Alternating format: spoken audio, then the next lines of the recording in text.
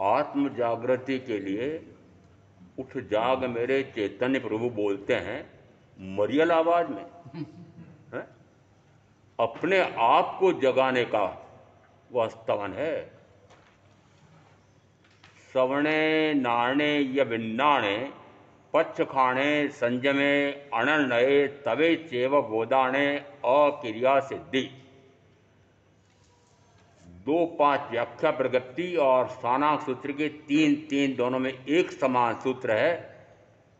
उसमें व्याख्या प्रगति में पहले बोल से लगा करके 10वें बोल तक के अलग अलग भी भावार्थ दिए हैं और फिर एक समेकित गाथा है। और इसमें सबसे पहले आया है सवणे कि श्रवण करो। किसको श्रवण करो? किसको सुनूं? किसको सुनूं? अपने आप के अभ्यंतर की आवाज सुनते हो? अपने आप की आवाज सुनते हो क्या? किसकी आवाज यहां आ रही है आपके पास? निरंतर जिनसे घिरे हुए हैं, माता पिता हों तो माता पिता, दादा दादी, उसके बाद में फिर जो दो एक दूसरे से जुड़े हैं, पति पत्नी, फिर बेटे बेटी, फिर सगे संबंधी, और एक नहीं पता नहीं कितनों से जुड़े हुए हैं। माँ बाप और एक बेटा और एक बेटी, 4 सदस्य होते हैं, और चारों सदस्य अपने अपने कमरे में अपने अपने मोबाइल के साथ 2-2, 3-3, 4-4 घंटे तक चिपके रहते हैं। तो 4 जो घर के सदस्य हैं वे तो एक दूसरे से एक दूसरा काट करके रहता है और सारी दुनिया से जुड़ते हैं। उल्टी पद्धति है। अपने आप से जुड़ने के स्थान पर सारी दुनिया से जुड़ते हो। अरे मैं तो तीर्थंकर तो कहते हैं अपने इस शरीर के साथ भी मत जुड़ो। अपना कहना पड़ रहा है, अपना है ही नहीं, सपना है। क्या है?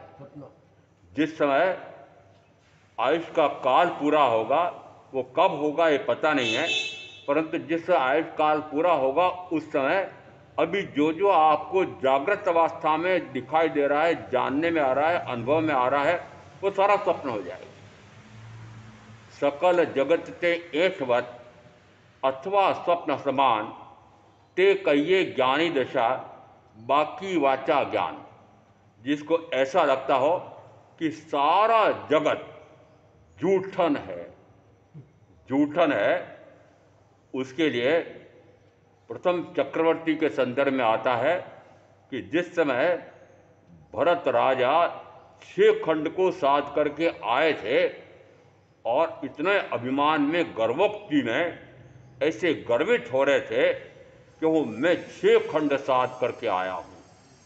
अपने सेनापति को कहा कि जाओ उस ऊंचे से ऊंची पहाड़ी पर जा करके और मेरा एक झंडा फहरा करके आना, एक शिलालेख गाड़ करके आना कि इस पृथ्वी पर सबसे पहला विजय करने वाला ये भरत चक्रवर्ती है। इसी गर्वोक्ति के साथ जिस समय उस सेनापति को कहा, सेनापति अपने 2 योद्धाओं को, सैनिकों को साथ लेकर गया, मुंह लटकाए हुए वापस लौटता है। भरत चक्रवर्ती ने कहा क्या बात है महाराज, वहां तो चक्रवर्तियों के इतने शिलालेख गड़े हुए हैं कि एक किसी का उखाड़ करके फेंको तो आपका लगाऊं। उस समय भरत चक्रवर्ती को क्या लगा? सकल जगत ते ऐठवत, ये सारा जगत ऐठवाड़ा जूठन है। इस पृथ्वी को पहले कितने लोगों ने भोगा और छोड़ा, भोगा और छोड़ा, खाया और वमन किया, खाया और टट्टी बना दी। इसका अर्थ है कि क्या खा रहा हूं? क्योंकि जूठन खा रहा हूं। ये 6 खंड का राज्य भी वो भरत चक्रवर्ती क्या मानते हैं? जूठन मानते। जूठन। आप आपका बताओ, आप क्या मानते हो? ऐश्वर्यशाली हो गए। कितने ऐश्वर्यशाली हो गए? तो 10 श्रावकों का वर्णन मिलता है। आनंद श्रावक ने जिस समय 12 व्रत ग्रहण किए थे, उनके पास 12 करोड़ सोनैये का धन था। स्वर्ण मुद्राएं कितनी? 12 करोड़। एक स्वर्ण मुद्रा के 60-65 हजार रुपए लगते हैं। लगते हैं क्या? और ऐसे 12 कितने? 12 करोड़ सोनैये। तो 12 करोड़ स्वर्ण मुद्राओं का उनके पास धन था। और एक और मां शतक नाम के भी श्रावक थे 10 में से, उनके पास 24 करोड़ पायली सोने का धन था। पायली का अर्थ होता है टोपली, टोकरा, जिसमें 256 स्वर्ण मुद्राएं आ सकती है।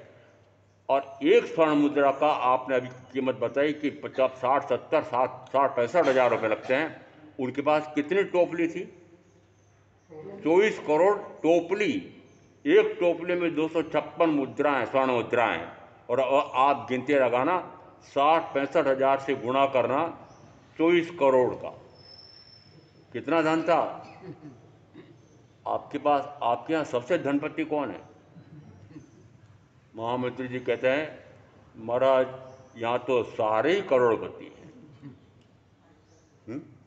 अरे करोड़पति है कि खाकपति हैं? वो तो बोलो ना। अरे वो सारा खाक होने वाला है कि नहीं? खाक के अंदर रखोड़ा होने वाला है।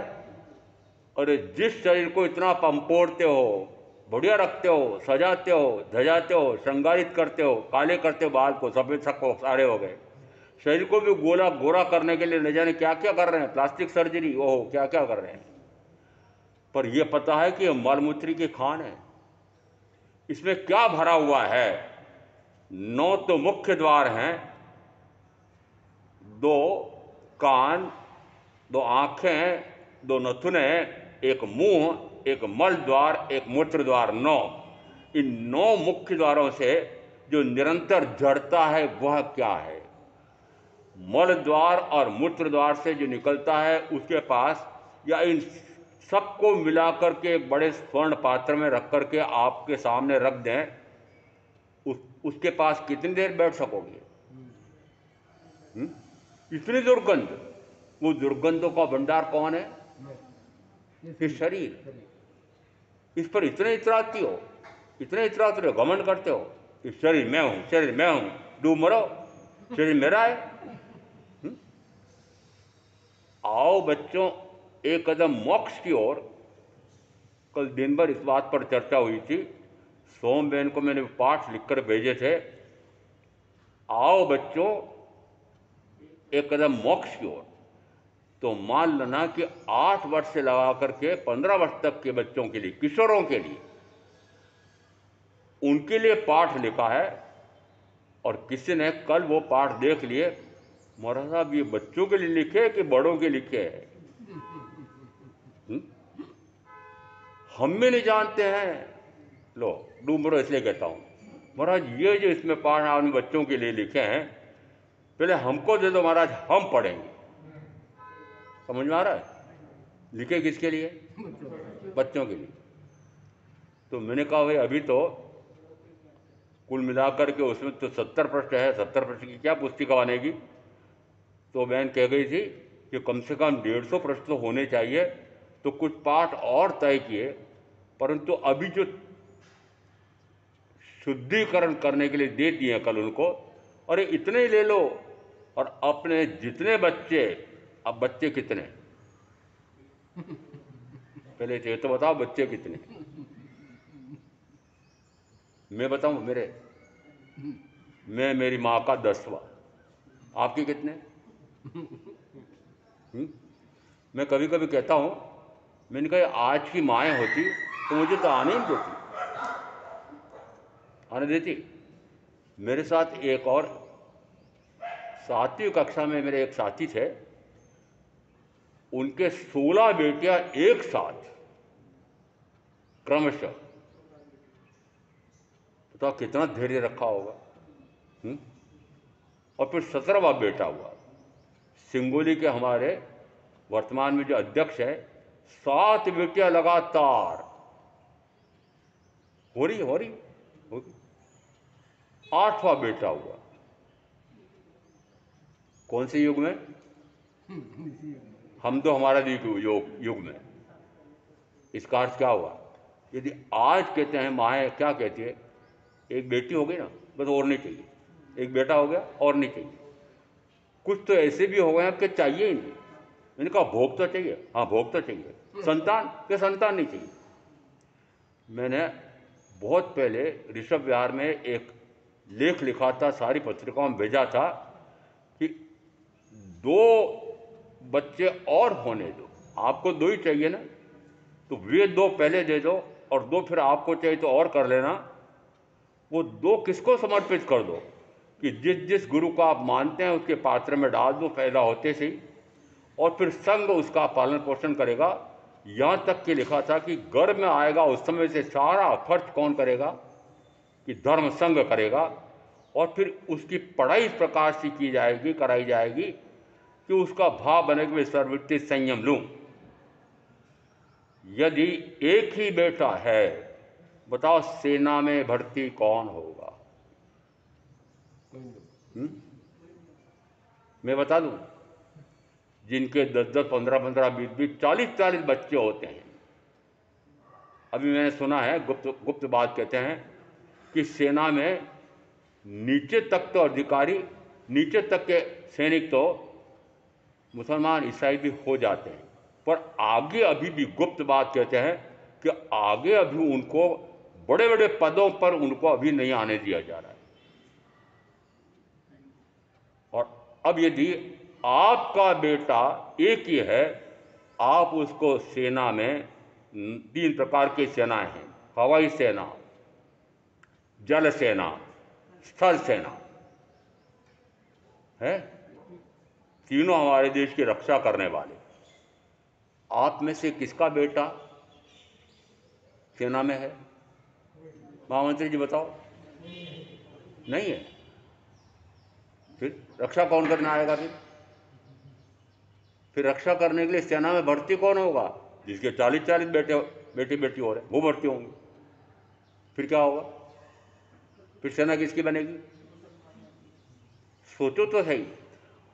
और अभी कुछ संप्रदायों में, जैन संप्रदाय में से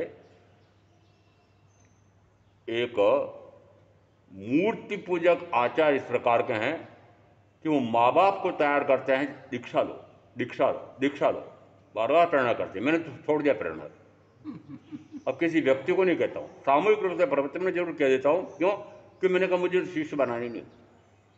अरे एक भाई मेरे इतना पीछे पड़ा, इतने पड़ा, मैंने कहा मेरे तो शिष्य बनाने ही नहीं ना ही। मतलब अर्थ क्या निकल रहा है कि वो माँ बाप को जब प्रेरणा करते हैं तो माँ बाप बताते हैं कि भाई साहब ये एक बेटा है, एक बेटी है, अब इनको तो अभी पढ़ाई भी कराना है, इनकी शादी भी करना है, इनकी ऊंची से ऊंची नौकरी भी कराना है, धंधा भी बड़ा ऊंचा कराना है, तुम्हारा कैसे निकले? तो फिर वो माता पिता क्या कहते हैं, आप बेटे बेटी को समझाओ कि तुम भी दीक्षा लो। क्या करोगे? ज्ञानी कहते हैं, परम ज्ञानी कहते हैं, तूने अनंत भव अपनी इच्छा के अनुसार बिताए हैं, एक भव तो गुरु के कहने के अनुसार बिता के तो देख। किसके अनुसार? गुरु के। क्यों कह रहे हैं? अनंत भव तेने जो बिताए हैं उसका फल क्या मिला?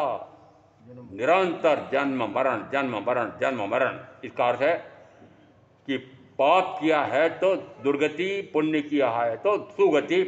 तो गति, अब गति के लिए कहा जाता है कि गति कोई सुखदायक नहीं है। इस अवसर पर में 24 तीर्थंकर हुए हैं, 24 के 24 विमानवासी देव थे, सर्वार्थ सिद्धि के भी देव थे।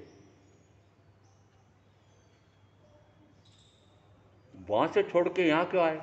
मनुष्य बनने के लिए।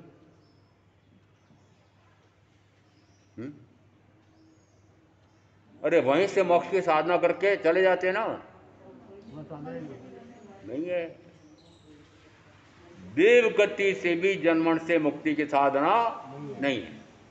कल कहा था कि वो मेंढक का जीव, वो चंडकोशी का जीव, कितनी साधना, कितनी साधना, परंतु उसी भाव में मोक्ष हुआ। आनंद आदि 10 श्रावकों ने जो साधना की थी, हम साधु या साध्वी समूह में रहकर के साधना करते हैं, और जिस समय आनंद का वर्णन विशेष मिलता है, उन्होंने 12 व्रत ग्रहण किए थे, उस समय से लगा करके 10वें वर्ष के अंत में वे घर बार परिवार, समुद्र पार व्यापार, इतनी लंबी चौड़ी विस्तीर्ण खेती, 10,000 गायों का एक गोकुल होता है। कितने गोकुल थे आनंद के? 4। तो कितने गायें थी? 40,000। आप भी तो शावक कहलाते हो। आपके यहाँ कितने गायें हैं? महाराज कुत्ते तो है, मैंने कहा कुत्ते कितने रुपए लगते हैं? महाराज लाख लाख, 1.5 लाख, 2-2 लाख लगते हैं। मैंने कहा गाय तो अधिक से अधिक 1 लाख में आ जाएगी। बढ़िया से बढ़िया गिर गाय नस्ल की, देशी नस्ल की कहो कि गुजरात की नस्ल कहो, शुद्ध देशी गाय अधिक से अधिक कितने मिलेगी? 1 लाख में, 1.5 लाख में। वो 1.5 लाख रुपए कुत्ते के लिए, 2 कुत्ते के लिए 3 लाख रुपए खर्च करने को तैयार, और एक गाय के लिए वो महाराज रखने नहीं देते। मैंने कहा किसने कहा नहीं रखने देते? किसने कहा नहीं रखने देते? रखो देखो। और देखो नगर निगम कुछ ऐतराज करता है तो मेरे पास आ जाना, कैसे नहीं रखने देते? कुत्ते पालने देते हैं और गाय नहीं पालने देते। यदि आगे जाकर तो एक श्रावक ऐसे हैं कि जिनके 10 गोकुल, एक पूर्व भव के वर्णन का मिलता है, उनका भी 103 पता नहीं कितने गोकुल, इस कारण एक गोकुल में 10,000 गायें। और यशोदा माँ और उनके जीवन साथी, उनके पास कितनी गायें थी? थी। कृष्ण की वो माखन चोर की बात सुनो तो बड़ा विचित्र लगता है कि जिस समय गोकुल वृंदावन में रहते थे कृष्ण महाराज और उनके सखा तो, और गोकुल जिसमें कंस का राज्य था, मुझे नहीं पता, बहुत सारी बातें भूल जाता है। इसका अर्थ है कि जिस समय वे मक्खन की मटकियां भर भर करके और कंस के राजधानी में बेचने के लिए ले जाती थी, वो अपने साथियों को कहते थे लूट लो। बोले क्यों लूट लो? लूट लो। कृष्ण क्या कह रहे हैं? कृष्ण कन्हैया बाल गोपाल, लूट लो। क्यों लूट लो? कि दिन भर गायें तो हम चराते हैं, और जो सबसे अच्छा मक्खन निकलता है, घी निकलता है, ये कंस और कंस के सेना वाले ये खाते हैं। हम तो छाछ से भी वंचित रह जाते हैं। आपके यहाँ जो जो दूध देना आता है, जो थैलियाँ आती है, समझो कि जो दूध का उत्पादन कर रहे हैं वे दूध नहीं पीते, दही नहीं खाते, घी नहीं खाते, उनको छाछ मिलती है।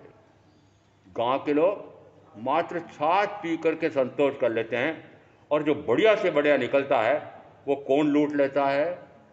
वहाँ तो माखन चोर कहता था कि लूट लो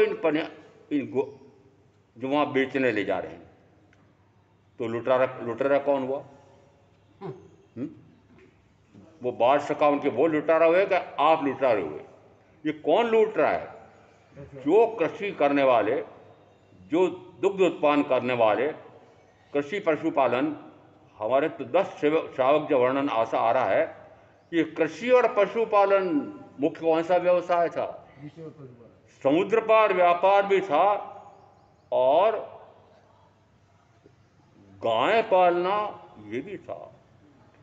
जरा उस ग्रंथ को पढ़ करके देखो ना कि कितनी आनंद श्रावक की कितनी विस्तीर्ण खेती थी, कितने हल बैल की जोड़ी थी। कैसे नाप होता था कि इनके पास हल बैल कितने हैं, उससे मालूम पड़ता था कि कितने एकड़ की खेती थी। आप में से कौन है? और एक गज जमीन भी है आपका घर में? आपके यदि जितनी सब्जी खाते हैं पूरे परिवार की सब्जी, वो सारे परिवार की सब्जी और फल बाजार में खरीदने न जाएं, ऐसा आपके पास बगीचा है? महाराज बगीचा तो बहुत बड़ा है, पर उसमें हमने बढ़िया घास दूब लगा रखी है। उससे क्या मिलेगा?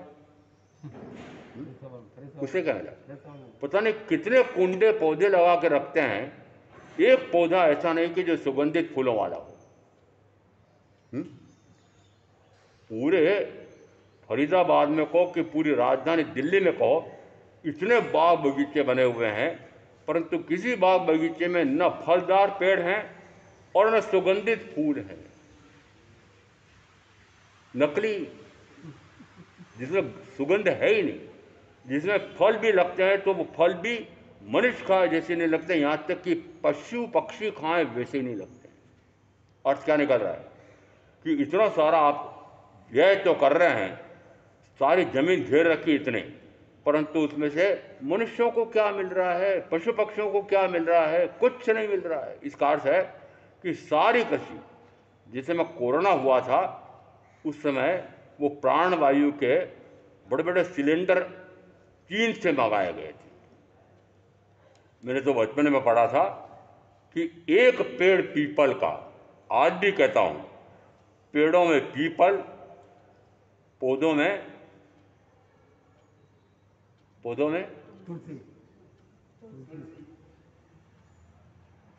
और पशुओं में गाय, ये तीन निरंतर 24 घंटे प्राणवायु देते हैं। कौन? मैंने कहा एक पीपल का बहुत बड़ा पेड़, और वो चीन से लाए जाने वाला पता नहीं कितना हजार रुपए लग करके वो जो सिलेंडर लाते थे, ऑक्सीजन सिलेंडर, वो उस ऑक्सीजन सिलेंडर के तो जीएन ने पता नहीं कितना हजार रुपए लिए होंगे।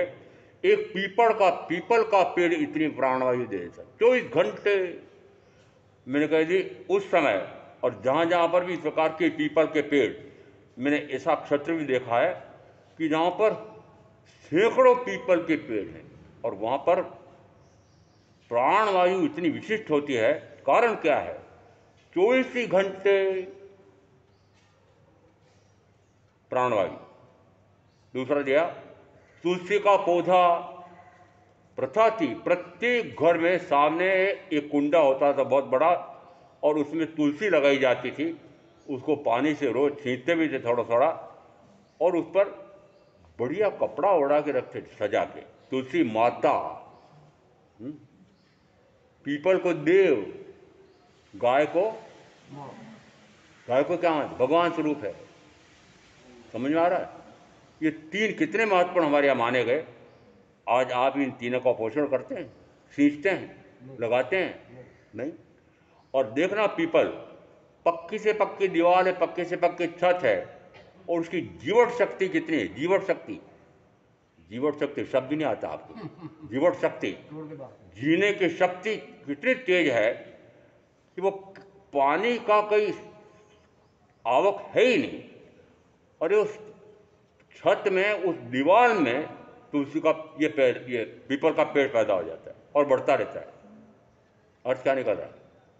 वो कितनी विपरीत स्थितियों में रह करके भी वह हवा में से जितने तत्व उसको बड़ा होने के लिए चाहिए वो खींच लेता है। पीपल का पौधा लगाते हो, लग जाता है, बड़ी मुश्किल से बड़ा होता है, बहुत मंद गति से वो बड़ा होता है।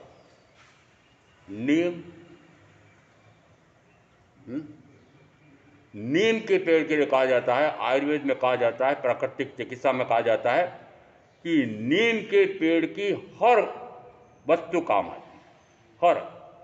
उसी प्रकार से तुलसी के पौधे का एक एक अंग उपयोगी है शरीर के स्वास्थ्य के लिए, निरोगी होने के लिए। एक कृष्ण की गाय, ये तीन ऐसे हैं कि जो 24 घंटे प्राणवायु देते हैं। आपने रख रखे हैं ये? नहीं महाराज, मैंने जयपुर में स्थानक के बिल्कुल पास एक ऐसा व्यक्ति था, उसको पेड़ पौधों का बड़ा शौक था। उसने अपने मकान के तीनों तरफ खूब पेड़ लगा रखे थे, नीम के पेड़ भी लगाए थे बाहर में। एक नीम का पेड़ उसने अपनी सीमा में लगाया था, परंतु उसकी छाया स्थानक में आ रही थी। साधु या साध्वी ने कहा होगा, हमारे संगठन होता है, वो पेड़ कटवा दिया। पेड़ किसका था? किसकी सीमा में था? क्यों कटवा दिया? क्या मैं या साधु या साध्वी इन पेड़ पौधों के शत्रु हैं? हमारा, आपने तो वनस्पति कहा है, ये एकेंद्रीय जीव की रक्षा का नियम दिया था। आपने लिया? आप एकेंद्रीय जीव की रक्षा करने का आपके पास नियम है? नहीं है ना? तो फिर आपको क्या बाधा है? आपको क्या बाधा है? मैंने सुशील जी को कहा, मैंने कहा स्थानक के पास इतनी ज़मीन पड़ी फालतू, मैंने कहा नीम बोआ दो ना, यहाँ बरसात नहीं देने, पीपल लगवा दो ना। नहीं हमारा पाप लगता है, पाप लगता है। निरंतर आपको अशुद्ध वायु, औद्योगिक नगर है फरीदाबाद है, इन जितने कल कारखानों में से जो निकल रही है हवा, जो निकल रही है वो प्रदूषित है, जो कीचड़ कादा निकल रहा है, न जाने क्या क्या निकल रहे हैं कारखानों में से। और फिर फरीदाबाद में भी गिन लो, चाहे राजधानी दिल्ली में गिन लो, इतनी बड़ी गटर बन जाती है। और न्यू फ्रेंड्स कॉलोनी में मैंने देखा था, वो उस स्थानक के ऊपर मंजिल में सोते थे, सामने दिखाई देता था एक बहुत बड़ा तालाब बना हुआ, उबक उबक करके पानी आता था। मेरे पानी कहाँ से आ रहा है? वो पानी कौन सा था? कि जो बड़ा गंदा नाला पूरे राजधानी में से जो गंदगी होती थी वो सारा बड़े नाले में आया है, और अब बड़े नाले में से वापस एक तालाब भरा जा रहा है। और उसके बाद में फिर नगर निगम, वो जल बोर्ड क्या करता होगा कि उस पानी को शुद्ध करके दिल्ली की जनता को, फरीदाबाद को भी होगा ऐसा, वो पानी शुद्ध करके फिर भेजा जा रहा है। अब बताओ उस पानी में क्या है? कितनी शुद्धि करोगे? और जितनी शुद्धि करोगे, उस शुद्धि करने के लिए जो आपने रासायनिक पदार्थ डाले उसका असर होगा कि नहीं होगा? तो पानी भी कितना रद्दी पी रहे हो। समझो कि आपका भोजन कैसा है। क्या आपका भोजन रासायनिक, रसायन, जितने रसायन डाले जाते हैं, और फिर जितना वापस खाद कौन सा दिया जाता है?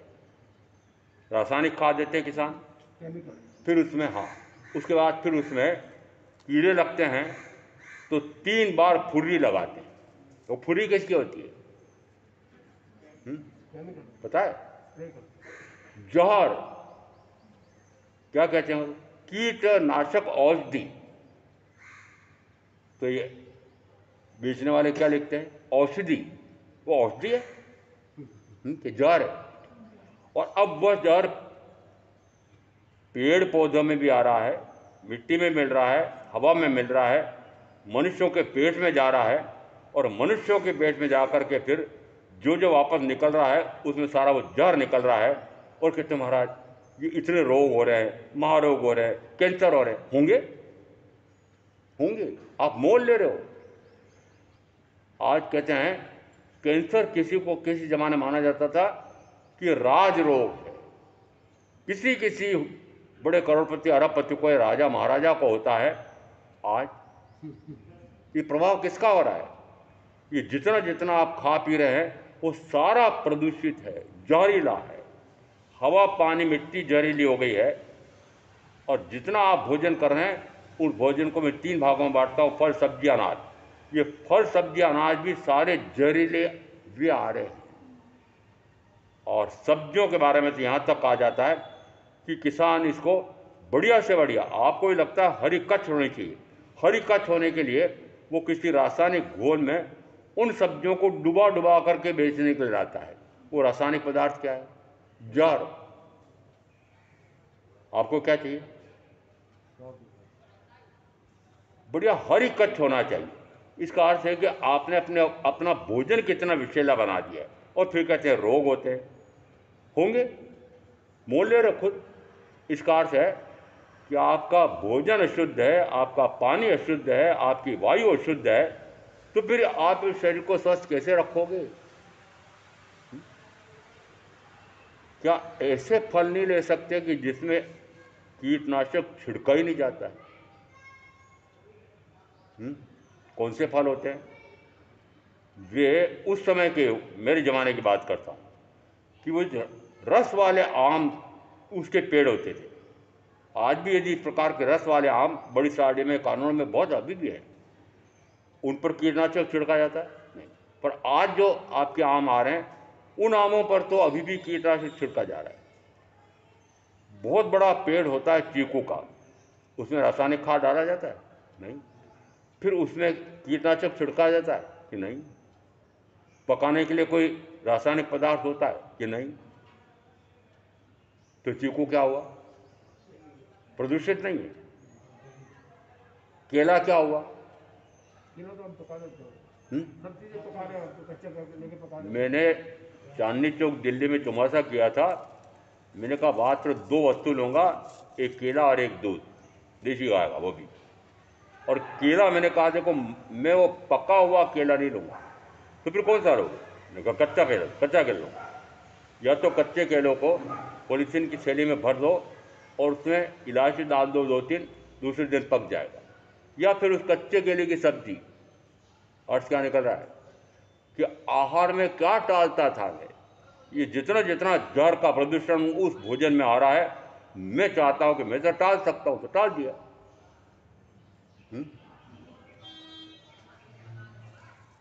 जितना आप खा रहे हैं, दूध, दही, घी, तेल, चीनी में गुड़, खांडसारी आदि सारे आ गए। इन पांचों में शरीर को बिगाड़ने के कितने तत्व हैं? गरिष्ठ हैं कि नहीं? गरिष्ठ हैं। एक नियम मैंने किया था, वो एक नियम तो बड़ा, वो भी कठिन जा रहा है। एक नियम पहले मैंने दिल्ली में भी किया हुआ बहुत जगह। मैंने कहा कि जो बहन, जो परिवार ये 5 चीज़ें जिस दिन मेरा आहार हो रहा है उसके घर में, ये 5 चीज़ें स्वयं ना खा, उसके यहाँ से आहार लाऊं। क्या मैं करा दूं?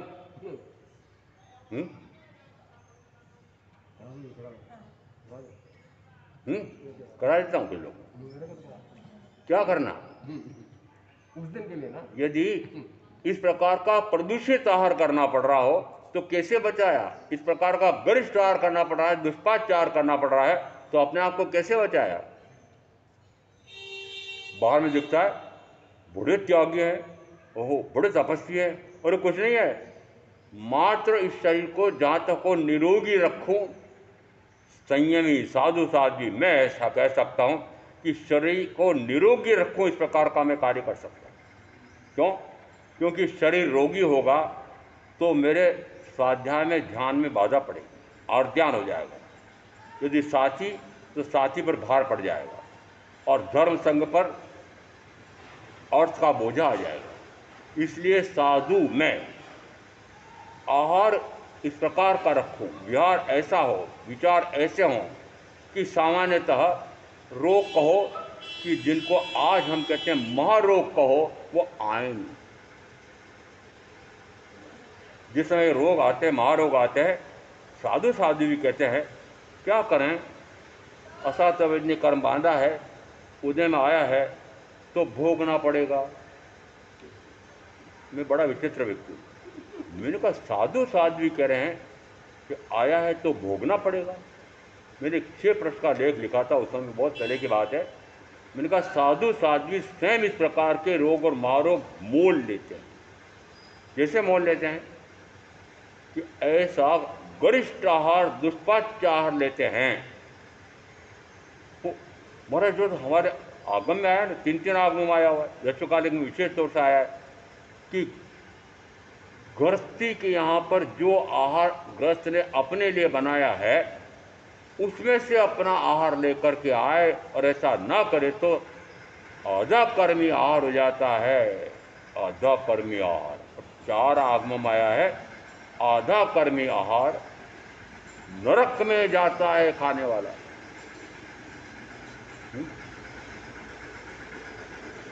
अब आपके घर में बना हुआ, उदाहरण दे रहा हूं, उदाहरण देना पड़ते हैं। मैं गया, मान लो ठीक 9 बजे गया, परंतु 9 बजे उनके यहाँ क्या मिला?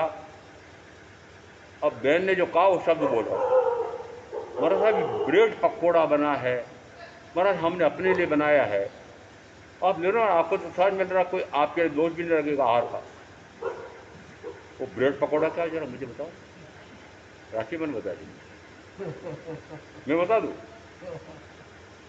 वो सड़े हुए गेहूं, सड़े हुए इसलिए कह रहा हूँ कि एक बार ये जितने केंद्रीय सरकार के अनाज के कोठे होते हैं, राज्य सरकार के भी होते हैं, उस समय इस प्रकार की स्थिति बन गई कि वो जो गोदाम में भरा हुआ था वो गेहूं आधे काले पड़ गए। उस समय जीव जंतु कल्याण बोर्ड वालों ने, उनके अध्यक्ष हमारे गुमांजमल्ली चौड़िया, उन्होंने क्या कहा, केंद्र सरकार का ऐसा कोई आप सड़े गेहूँ आपको फेंकने पड़ रहे हैं, ये आधे अच्छे होते हैं आधे खराब होते हैं, हमारी गौशालों को दे दो। गौशालों को दे दिया।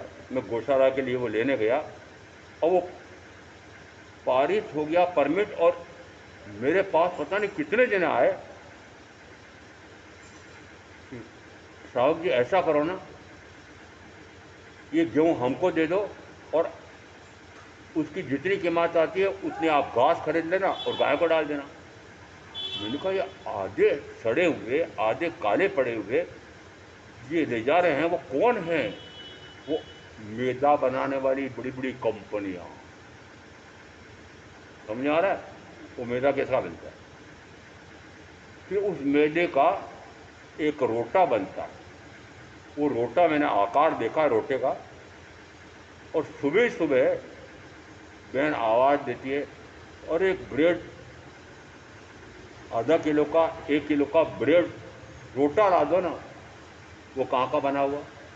अभी मैंने सड़ा हुआ गेहूँ फिर इसको मैदा बनाया है, फिर मैदे के बोरे आते हैं, और उस बेकरी में निश्चित मानना आपका अनुभव देखने बहनों का कि उसमें बारीक बारीक लट्टें पड़ जाती, इतनी बारीक होती कि दिखती भी नहीं, और जिसमें पूरा बोरा वह धड़ से डालता खोलता है, अब वो लट्टों समेत वापस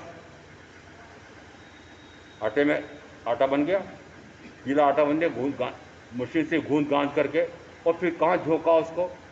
बॉयलर।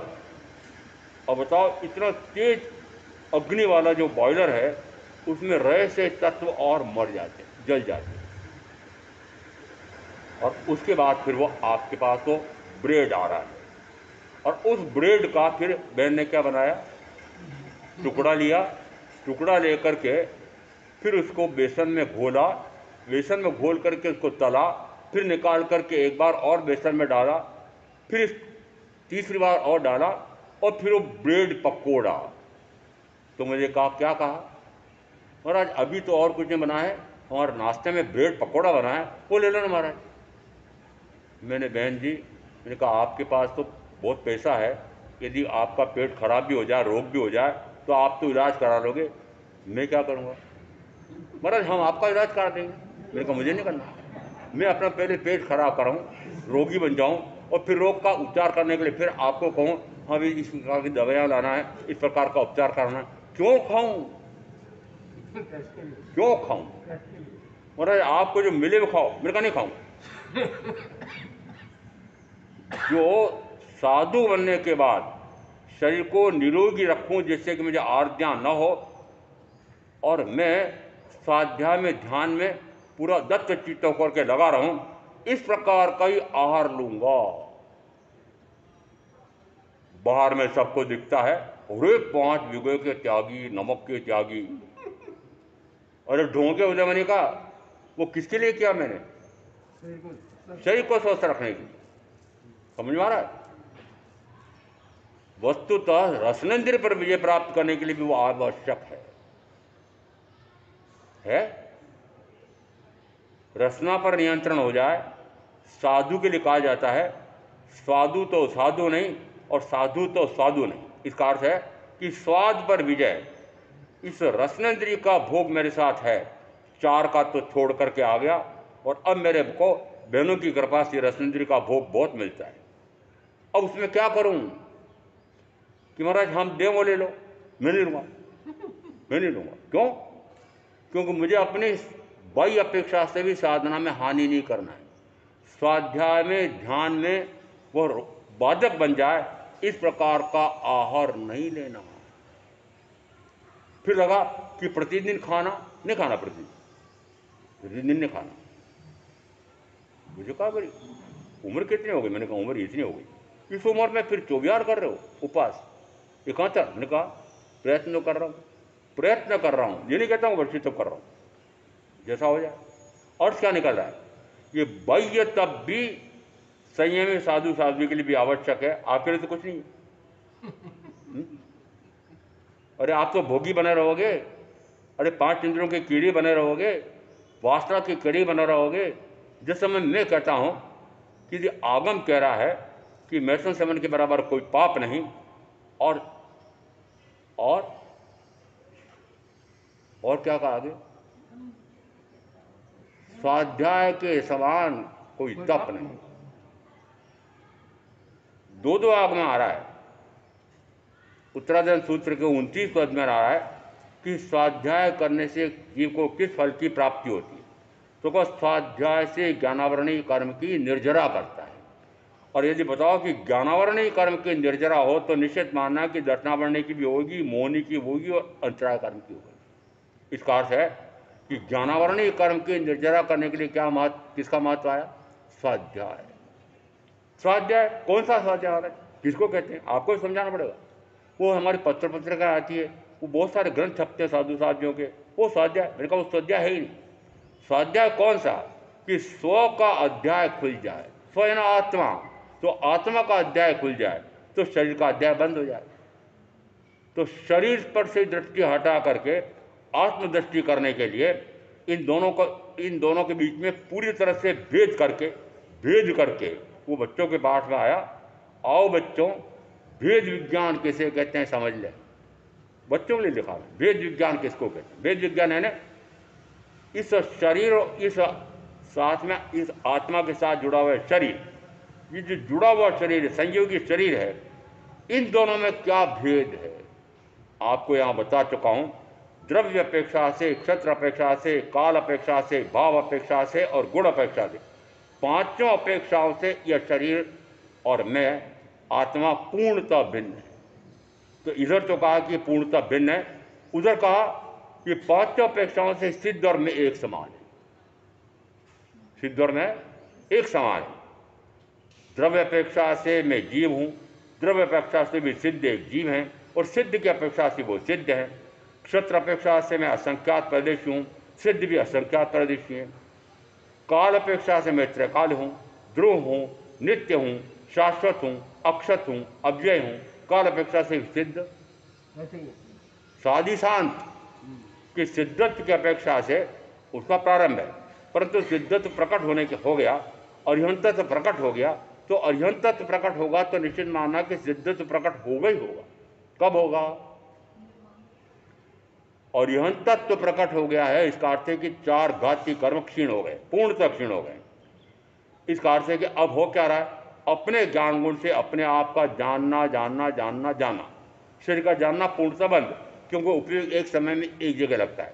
यदि अपने आप को जानने में लगेगा तो शरीर आदि का जानना बंद हो जाएगा, अपने आप को देखने में लगेगा तो शरीर आदि का देखना बंद हो जाएगा, अपने आप के सुख में निमग्न हो जाएगा तो 5 इंद्रियों के माध्यम से मिलने वाले जड़ का वमन कर देगा और अपने आप का उपयोग, अपने आप का वीर्य अपने आप पर स्थिर कर लेगा, अपने आप में अपने आप के गुणों को प्रकट करने में वो वीर गुण लगाएगा। तो कहा जाता है ये अंतराय कर्म भी क्षीण होता है।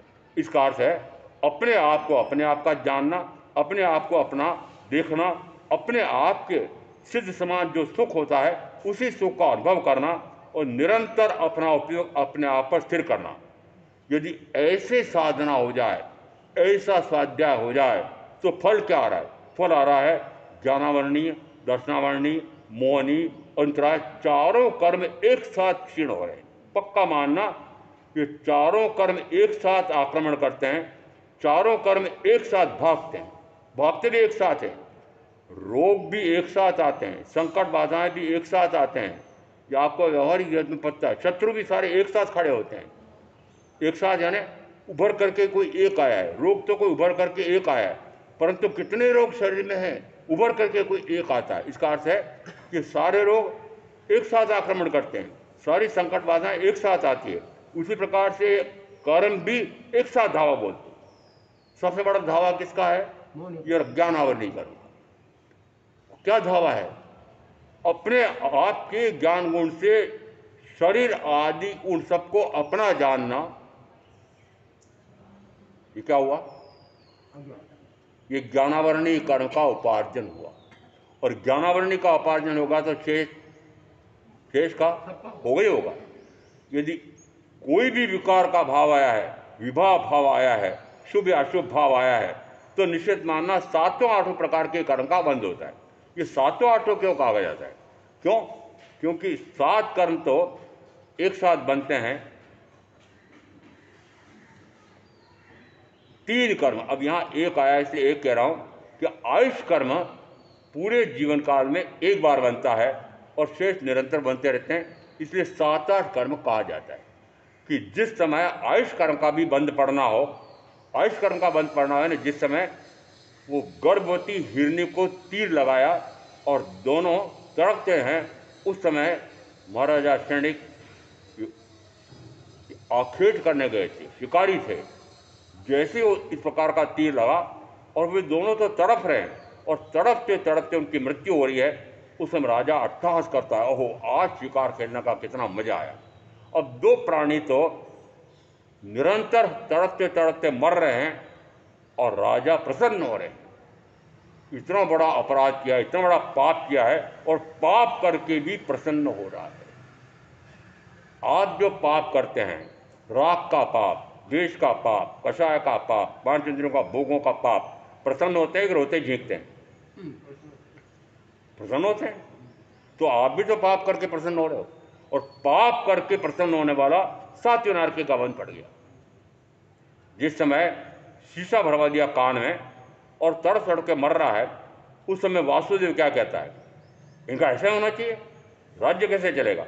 ये नौकर हमारी बात नहीं मानता है, नौकर हमारी बात नहीं मानता। कहा था ना कि नाच गाने बंद करा देना। थोड़ी देर बाद राजा वासुदेव की नींद खुल गई। नींद खुलते थे देखा दुष्ट कहीं का, उसने सोचा था कि चलो राजा तो रोज ही देखते हैं, आज मैं भी देख लूँ।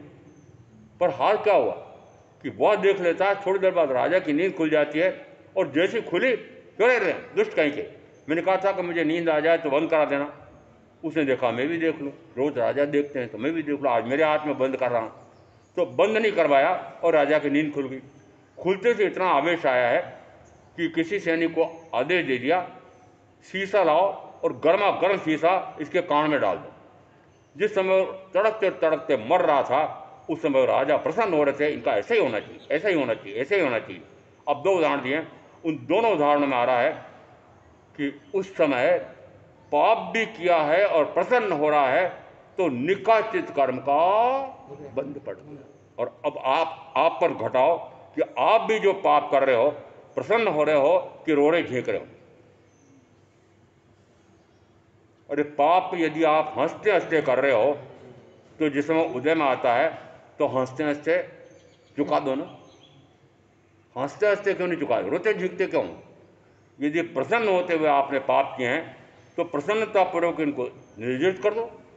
आया होगा, मैंने बांधा है, अब मैंने बांधा है तो उदय में तो आएगा।